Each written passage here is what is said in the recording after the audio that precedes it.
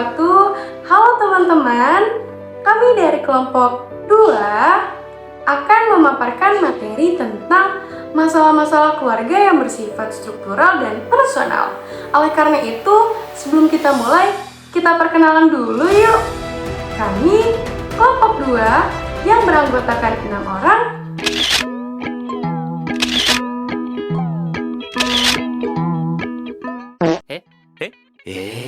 Siapa kamu, namanya siapa?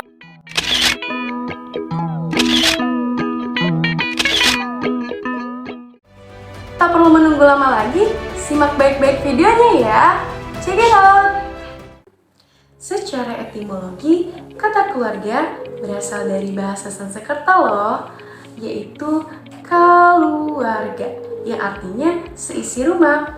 Keluarga disebut sebagai seisi rumah yang terdiri dari ayah, ibu, dan juga anak, atau yang secara umum disebut juga dengan keluarga batik. Keluarga dipahami sebagai kelompok primer yang terdiri dari 2 atau lebih orang yang mempunyai jaringan interaksi interpersonal, hubungan darah, hubungan perkawinan, dan juga adopsi. Definisi tersebut menunjukkan bahwa keluarga mensyaratkan adanya hubungan perkawinan, hubungan darah, maupun adopsi sebagai pengikat. Adapun menurut Friedman, keluarga adalah sekumpulan orang-orang yang tinggal bersama dalam satu atap maupun satu rumah yang dihubungkan dengan satu ikatan perkawinan, hubungan darah yang bertujuan mempertahankan budaya yang umum dan juga meningkatkan perkembangan fisik, mental, emosional, dan juga sosial dari setiap anggota.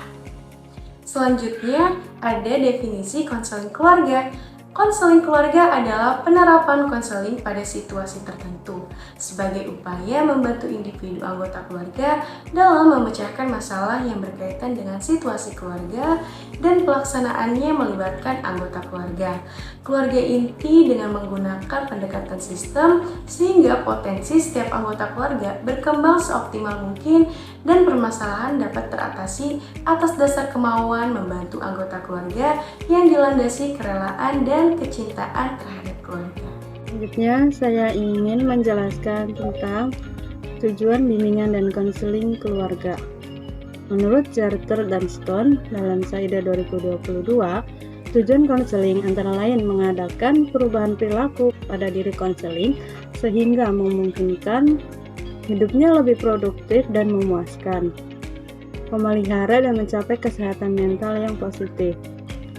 Nah, tujuan bimbingan dan konseling Islam ini terbagi menjadi 2, yaitu tujuan konseling keluarga secara umum dan secara khusus.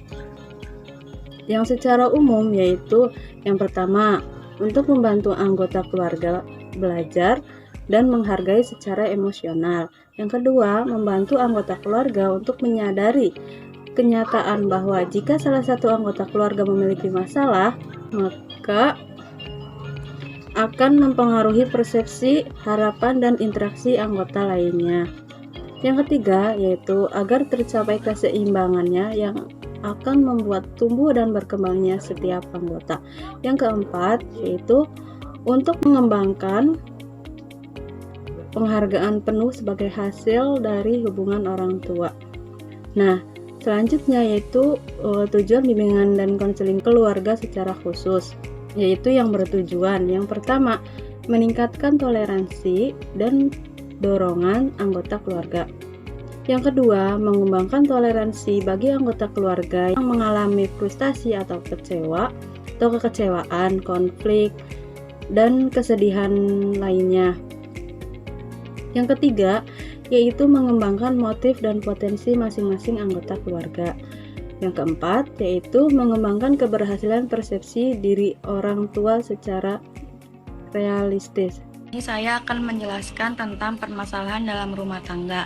Nah, permasalahan dalam rumah tangga bukan lagi menjadi sesuatu yang harus disimpan dan harus ditutupi, melainkan harus adanya saling keterbukaan dan komunikasi antara pasangan satu sama lain.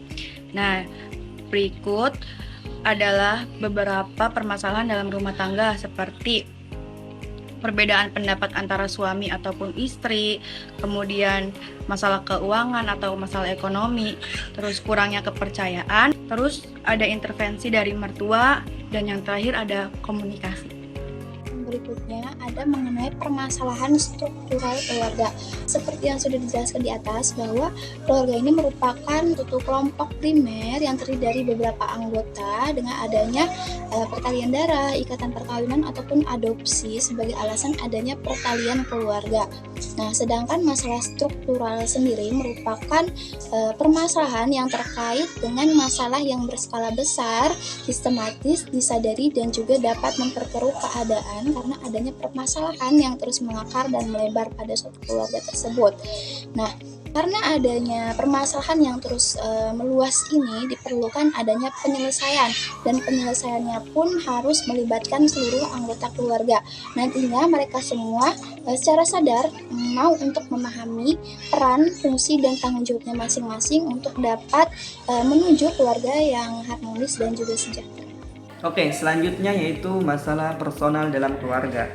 Ketika kita itu sudah menjalin suatu hubungan, pasti kepentingan kita, ego kita itu akan meningkat. Maka dari itu, penyelesaian konflik yang sehat dan baik yaitu dengan cara mencari akar permasalahan yang ada dan dikomunikasikan secara sehat dan lancar.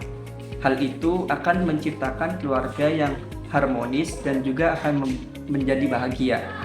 Akan tetapi sebaliknya, jika permasalahan-permasalahan dalam keluarga itu diselesaikan dengan tidak sehat atau komunikasinya itu terputus, maka hal itu akan membahayakan dari keluarga tersebut.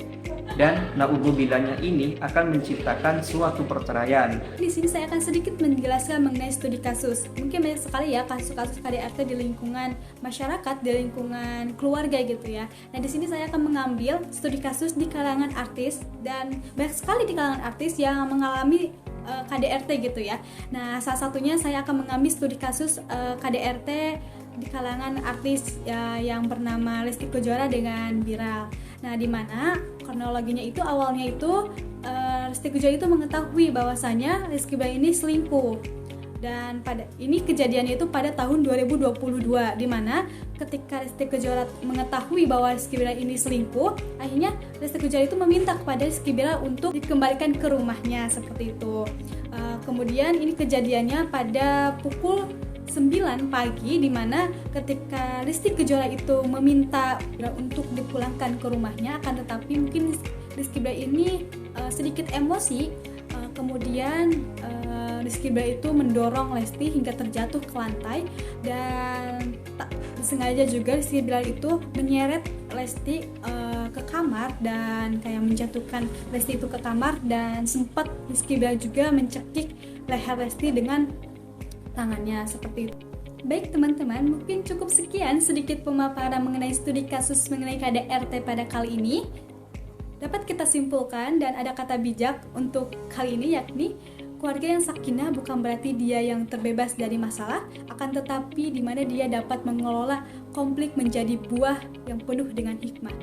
Kesimpulan yang dapat kita ambil dari pembahasan permasalahan keluarga tadi yaitu untuk membantu anggota keluarga menyelesaikan konflik yang ada, dan juga untuk mewujudkan toleransi, saling menghargai agar anggota keluarga ini bisa hidup sampai mati. Adapun permasalahan dalam keluarga yang telah dibahas dalam video tadi yaitu tentang perbedaan pendapat, kurangnya kepercayaan, meningkatnya ego, dan lain sebagainya.